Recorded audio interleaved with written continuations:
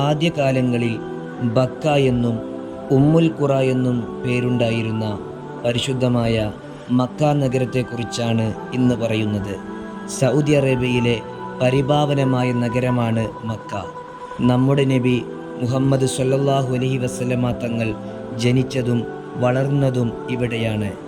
പരിശുദ്ധമായ ഹജ്ജും ഉംറയും നിർവഹിക്കാൻ ലോകത്തിൻ്റെ എല്ലാ ഭാഗത്തു നിന്നും മുസ്ലിങ്ങൾ എത്തുന്നതും പരിശുദ്ധമായ മക്കയിലാണ്.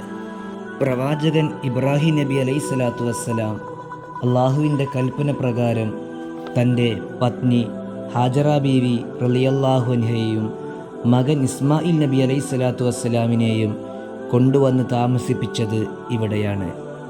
അന്ന് ദാഹജലത്തിനായി ഇസ്മായിൽ അലൈഹിസ്സലാം കരഞ്ഞ് കാലിട്ടടിച്ച സ്ഥലത്തിൽ നിന്ന് ഉറവെടുത്ത പുണ്യജലമാണ് മാഉ സംസം. മാഉ സംസം ഇന്നും ഒരു അത്ഭുതമായി ഇവിടെ തുടരുന്നു.